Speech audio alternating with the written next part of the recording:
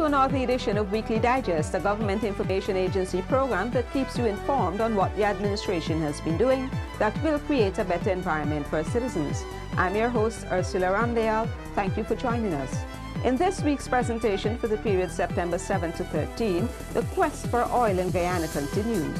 Guyana's housing program has been commended, and the DPP office in Berbice will begin operations soon.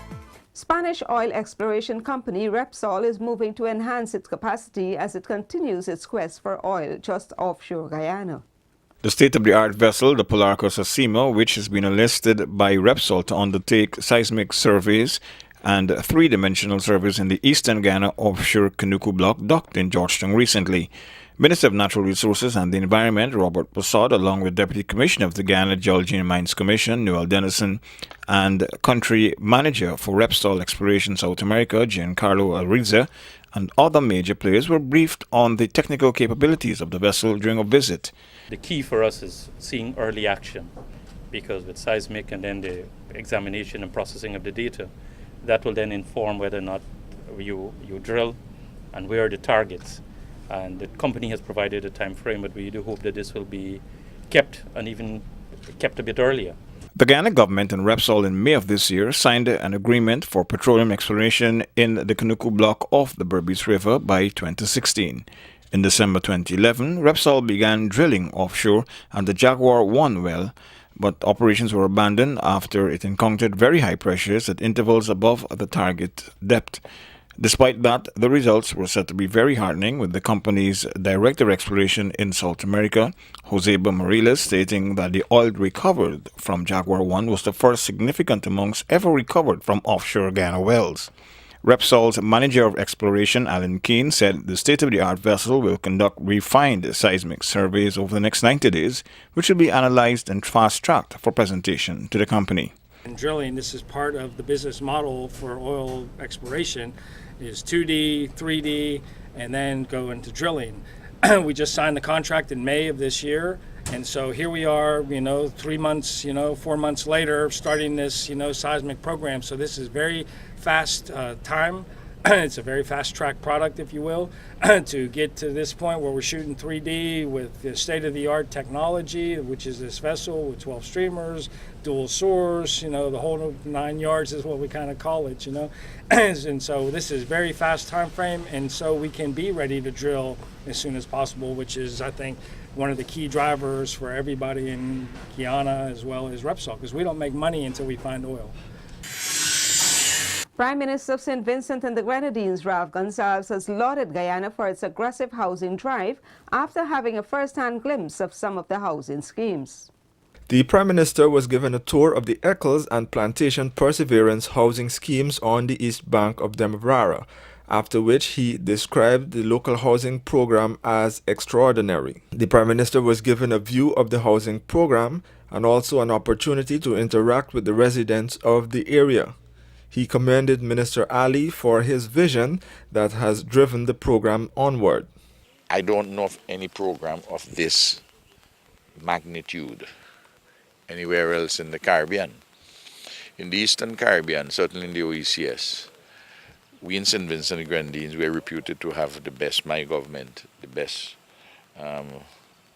housing program. But this one, the scale of it, because of the amount of lands you have, vacant lands, is just extraordinary, and the prices are very good.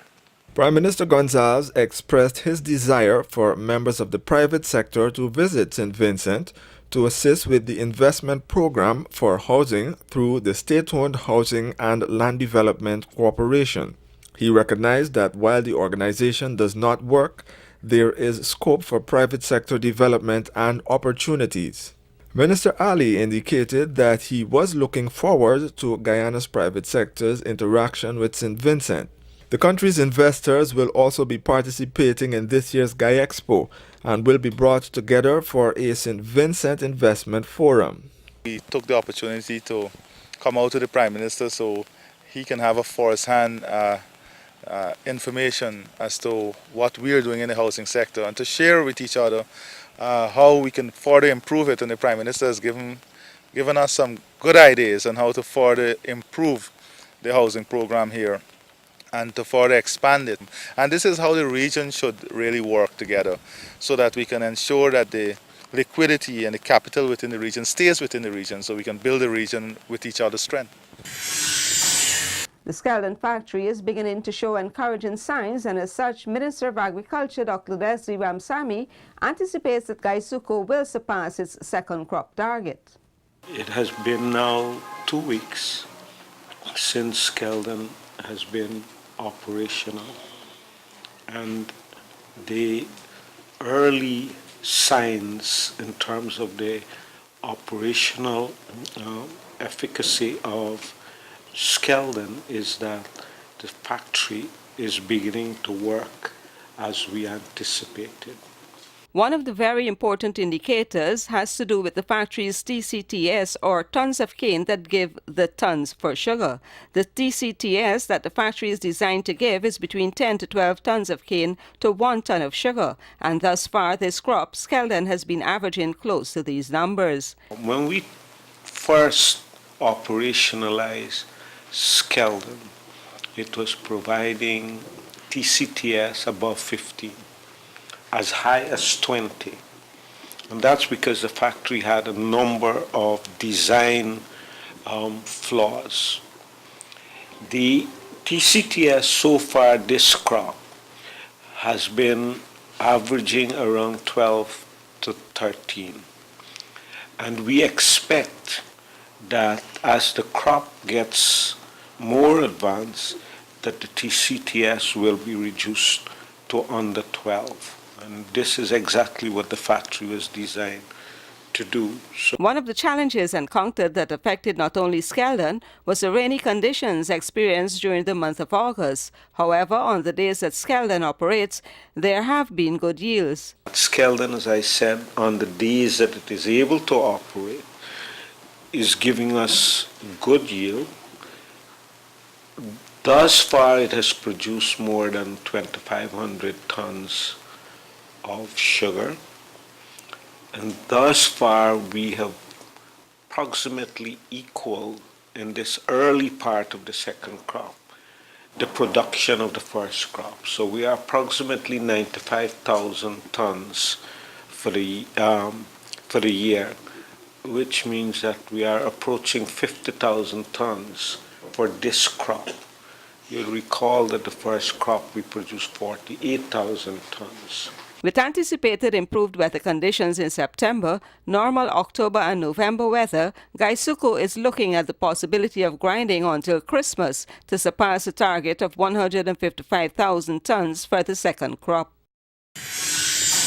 Rehabilitation on the building that will house an office of the Director of the Public Prosecutions in New Amsterdam, Berbice, is scheduled for completion by the end of September. The establishment of this office is intended to assist the people of Berbice to actually realize their constitutional rights and freedoms. The Attorney General and Minister of Legal Affairs, Anil Nandalal, recently visited and inspected the progress of the project. Significantly, it is important that I emphasize that this is the first time in Guyana's history that a DPP office will be established in Berbice, and I believe that that is a significant accomplishment. It was a promise made in the manifesto of the PPP at the 2011 general elections. The reason behind establishing a DPP office in Berbice is because the government has recognized the need to have certain facilities offered by the DPP available in Berbice. These include bail petitions and applications for writs of habeas corpus, which require the presence of the DPP. Unfortunately, because there is no office of the DPP in Berbice, these documents cannot be served in a timely manner.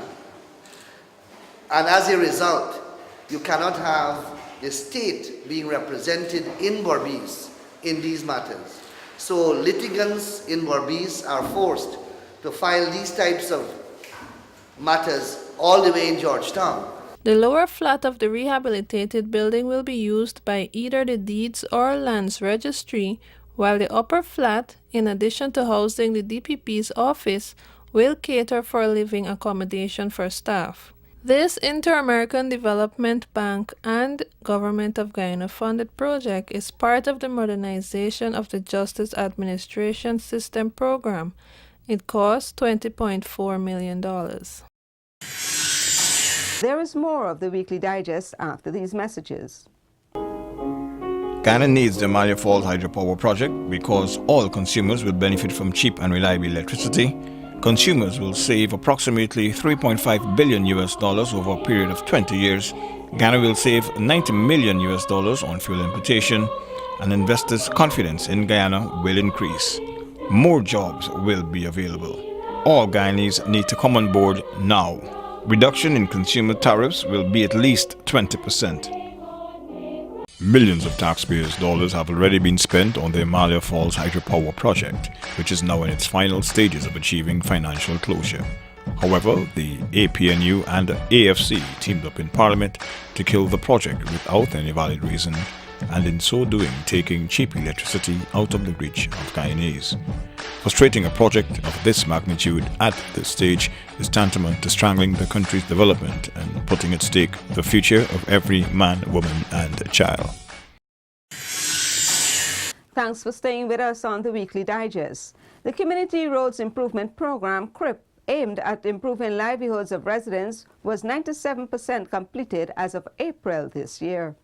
Of the 218 roads, 212 have been completed in regions 3, 4, and 6 in selected communities. They will improve access to housing, education, health, and other social infrastructure. This project falls into the commitment of President Donald Ramatar of building a strong monitoring mechanism, building a strong supervisory mechanism to ensure not only quality of work during construction, to ensure not only compliance of work in accordance with the Bill of Quantities, to ensure the efficient delivery of the project, but also to look at the long-term maintenance, the long-term sustainability of these projects.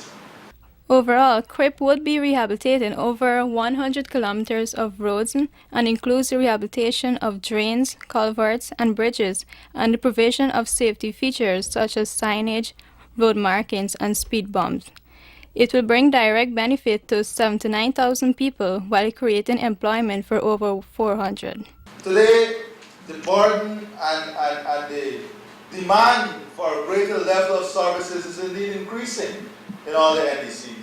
You have, when you go to NDCs, people, the community now talking about garbage collection, playground, talking about community safety. All of these are issues that affect governance at a local level. CRIP is a US $18.7 million project. It's funded by the Caribbean Development Bank and the Government of Guyana. The Home Affairs Ministry is initiating houses of justice in Regions 2 and 3 to address pressing social needs of citizens, thereby improving access to public services. The Home Affairs Ministry officially launched 5 houses of justice at the West Demerara Secondary School, Region 3. This brings together, in its initial stage, 6 agencies that will be providing vital services to citizens at the community level.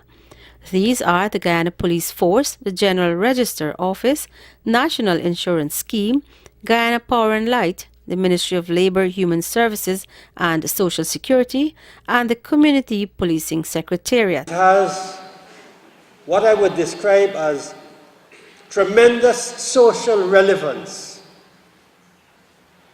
It's relevant because the services that will be offered are services which representatives in the community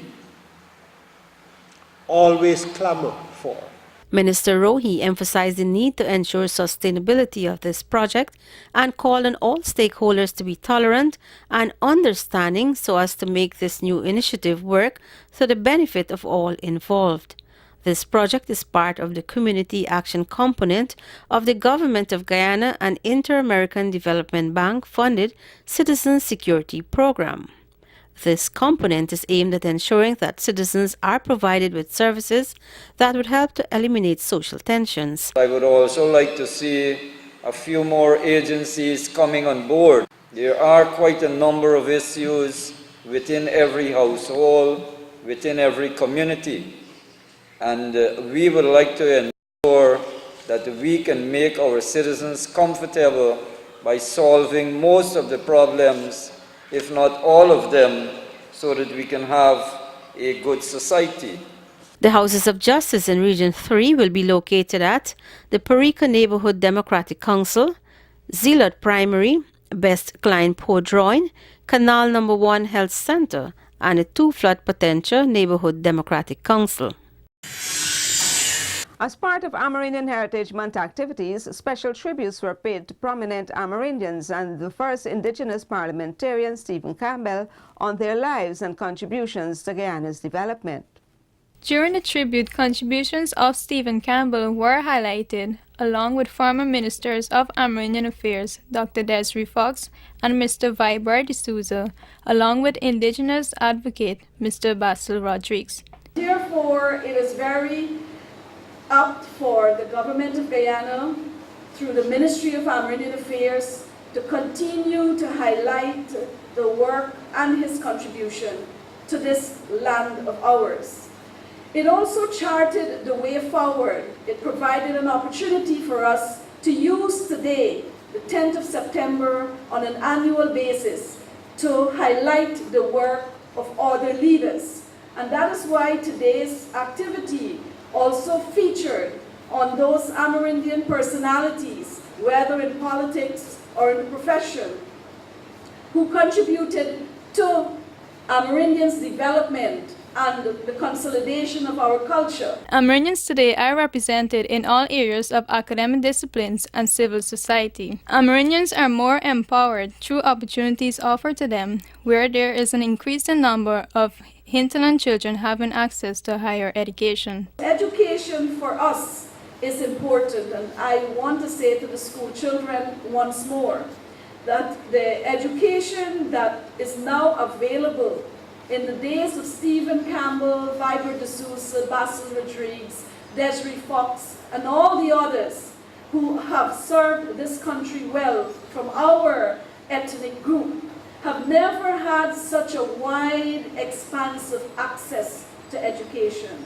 And therefore, we must use this opportunity to ensure that we educate ourselves. Stephen Esteban Campbell was born in Murka on December 26, 1897, and died on May 14, 1966, 2 weeks before Guyana gained independence. The 5th of May monument to be constructed in Berbice will commemorate the arrival of East Indian immigrants to Guyana. Berbice is symbolic as it was the first county in which they set foot.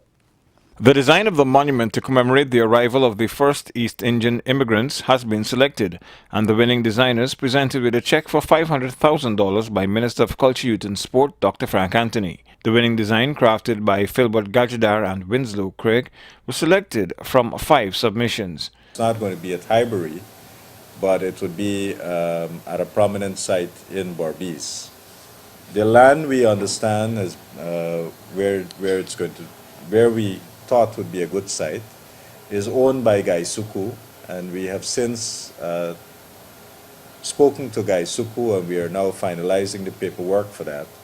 And they have agreed that they'll be giving us 2 acres of land in that area to develop this monument site. So we have a place, we have, I think, adequate space for the landscaping, and we now have a design. The 5th of May monument will be built at Palmyra, east of the Berbice River Bridge, and incorporates several symbolic features. It describes the lives of ordinary Indian people in their routine of everyday life, with each one of them carrying something of importance. We have the Jihaji Bandal, which is Jihaji meaning ship, Bandal means the bundle. The bundle actually symbolizes all the things that they are carrying, all the things that they need wrapped in that bundle. Things that's loaded with food, herbs, spices, clothing, jewelry, their gods, and etc. and so on. some of the figures there, you'll find one of them carrying religious texts, drum, the karahi, the Indians, and the tawa. The Indians, they're very famous for their cuisine. We have the grass knife, which is the site, cutlass, and rice plants. The figures are presented in a straightforward realism with the human factor ever present. They are being led by Ram and Khan, the first two Indian indentures to set foot in Guyana. Between the years 1838 and 1917, 238,000 East Indians came to Guyana as indentured servants. Approximately 75,000 were repatriated back to India, but the others remained to contribute significantly to the nation's development. During Cabinet's last statutory meeting at the Office of the President, His Excellency President Donald Ramotar and ministers of the government discussed several issues of national concern. The media was subsequently briefed on Cabinet's deliberations.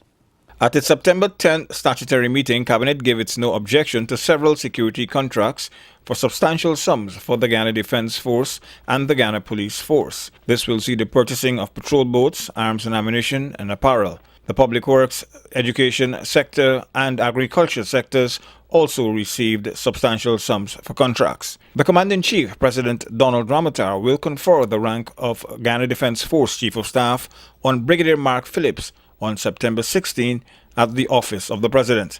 Brigadier Phillips will be the successor to Rear Admiral Gary Best, whose ceremonial handing over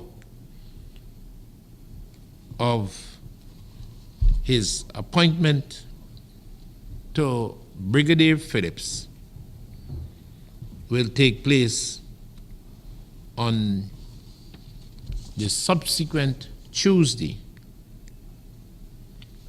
September the 17th, at the ceremonial parade at Camp Ghana.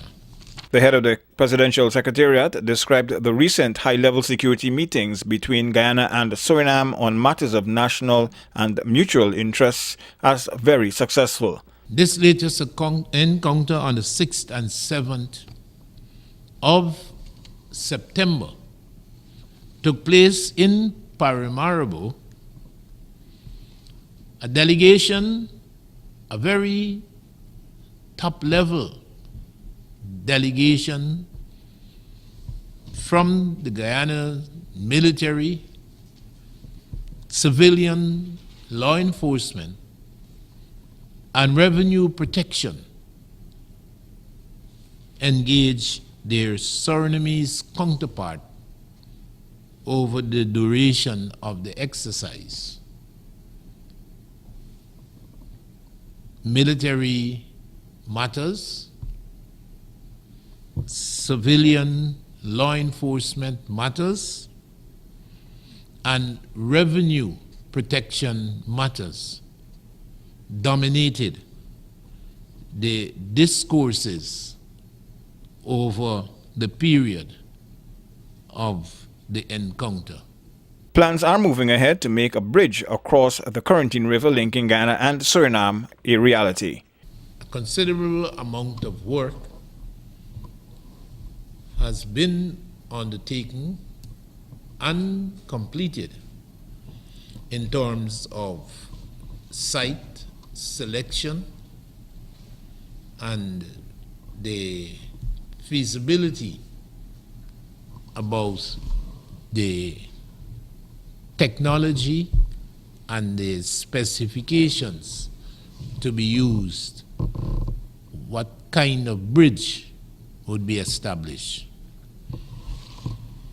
The funding for the construction and the operation of the bridge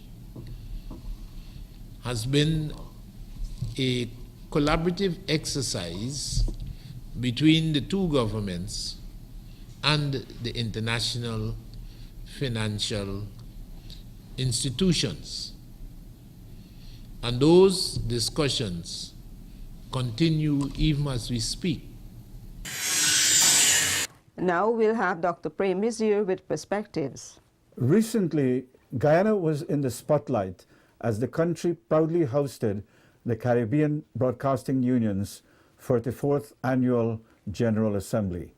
The theme of the conference was the business of broadcasting in the digital age, which is timely and in sound compliance with the digital transition penetrating the global media landscape. Digital broadcasting is an ongoing revolution in the media world. In many countries, digital television has transformed the television viewing experience and has enabled broadcasters to provide television with an enhanced picture and sound quality and with multiple programming channels. And an important feature of digital broadcasting is that it frees up large slices of the broadcast spectrum for other uses as public safety communications from the police, fire, rescue teams, or other emergency purposes.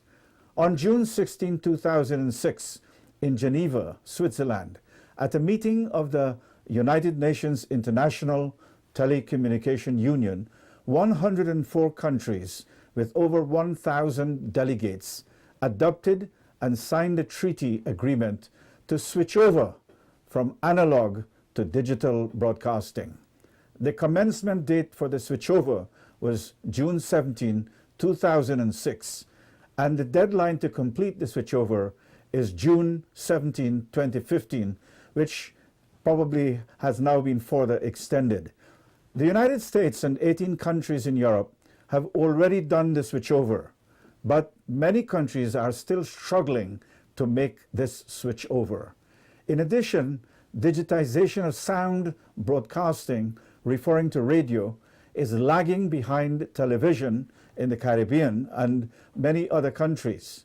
The overseas delegates' presence at this conference, coupled with our own broadcasting fraternity, speak volumes, symbolizing that we are all together in our collective broadcasting pursuits.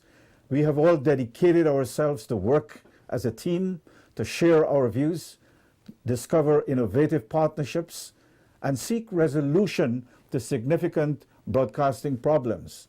In the end, our job is to comprehensively and competitively digitalize broadcasting, that is, switching over from analog to digital broadcasting.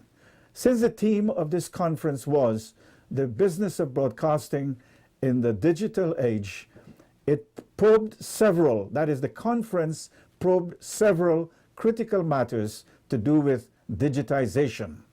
This gathering at the conference from the Caribbean and beyond provided us with a rare forum that presented us with some groundbreaking paradigm shifts in broadcasting aligned to the requirements of the digital age. The challenge of this conference was to refine the characteristics of our digital broadcasting experience and speak about the value added of the experience for the good of the Caribbean. But it was a great time for Guyana, as it was the host of a major theme that has to do with the switch over from analog to digital broadcasting. Guyana must be proud of itself. Thank you very much. And with those features, we have come to the end of this edition of Weekly Digest. But before we go, here's a recap of the highlights. The quest for oil in Guyana continues. Guyana's housing program has been commended, and the DPP office in Berbice will begin operations soon. Please note that the Weekly Digest and other government information can be found on our website, www.gina.gov.gy, or you can send us your comments and suggestions at gina@gina.gov.gy. Join us again next week as we highlight more of government's programs and policies which are enhancing the lives of Guyanese.